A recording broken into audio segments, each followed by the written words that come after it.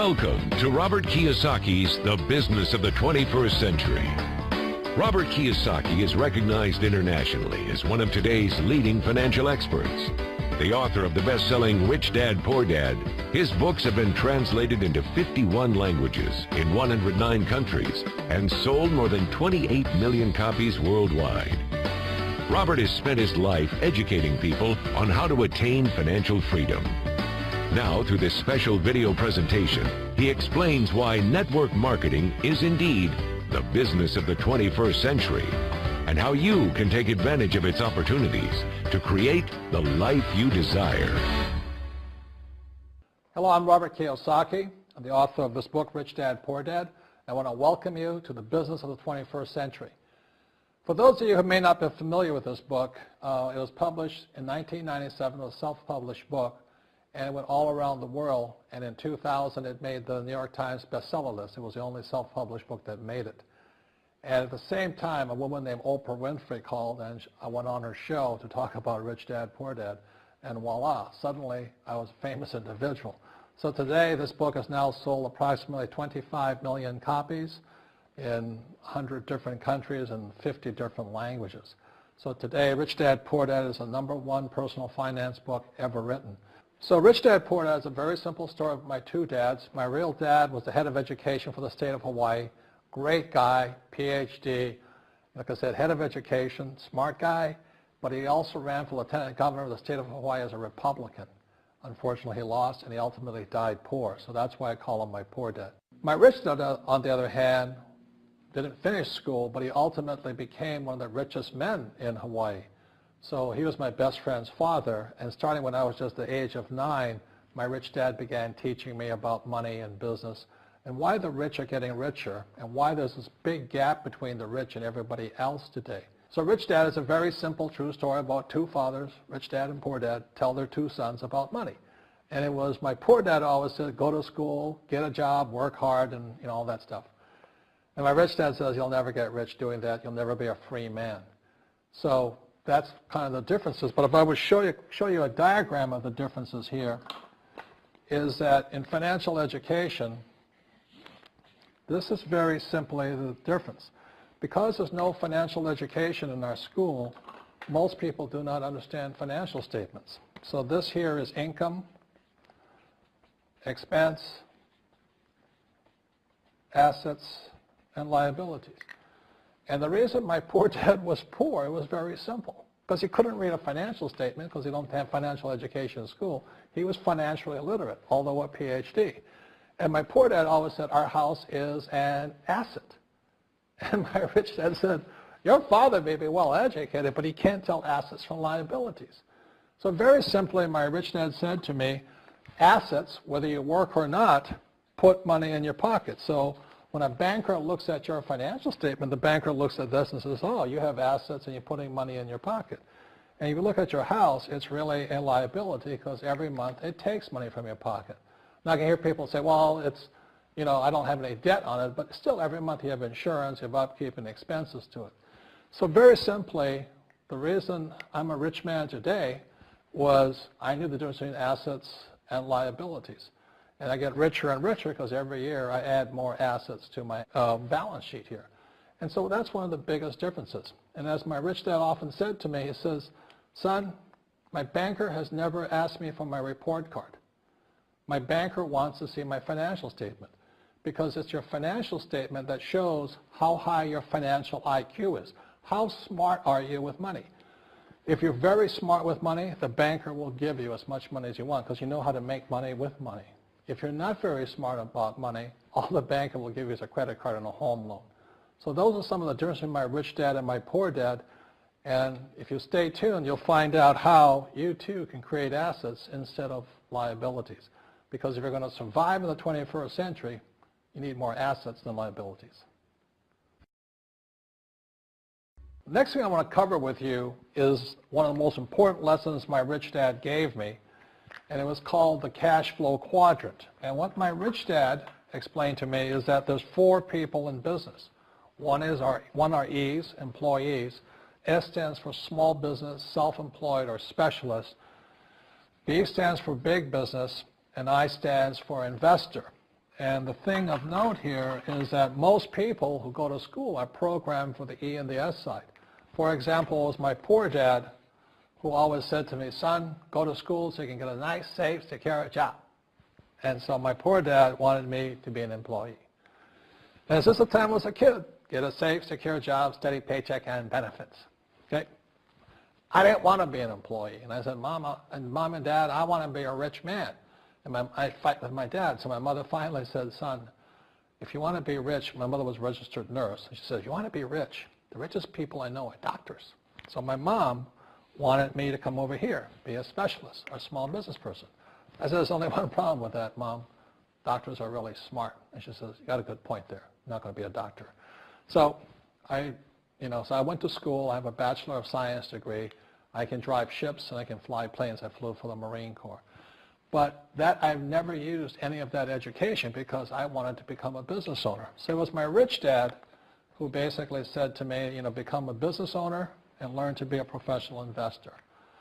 So one of the big differences here between these people is that it's called taxes. See, in 1943, in the U.S., the federal government passed a law that said employees had to pay tax before they got paid. So when you get your paycheck from your employer, you open it up, and voila, the government's always taken a sizable chunk of it. And the harder you work and the more money you make, the more money they take from you. So that's why it's not that good to be an employee, because you can never get ahead, because the more you work, more money you make, the greater they pay in taxes. Now, the doctors and lawyers and attorneys, accountants were all laughing, saying, oh, these guys, they're getting paying a lot of taxes. So naturally, the federal government changed the laws again. So in 1986 in the U.S., a thing called the 86 Tax Reform Act, and it basically took a lot of the benefits away from people who are self-employed, small business, doctors, and lawyers. So today in America, unfortunately, these guys pay the highest percentage in taxes. It is tragic.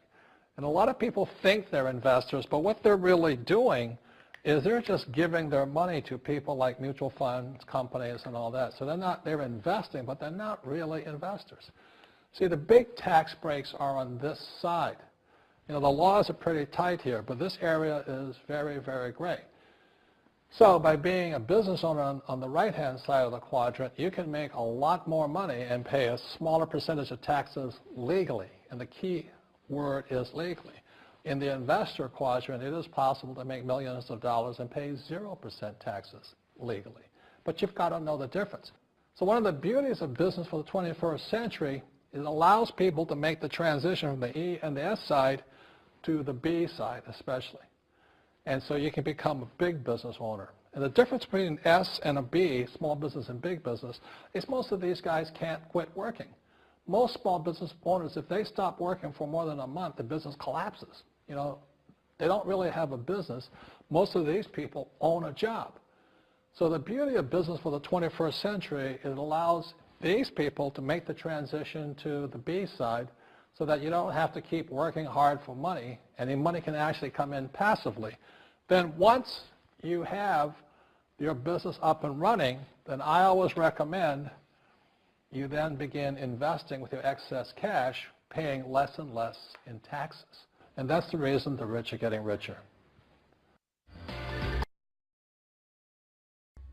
In this section, I want to talk to you about a different kind of quadrant. Years ago, I found out there was 4 kinds of people in the world. One type are people who must be right. These people know all the right answers. They went to school. They know everything. You can't tell them anything. This is not a good business for them because their minds are too set. Another kind of person is a person who must be comfortable.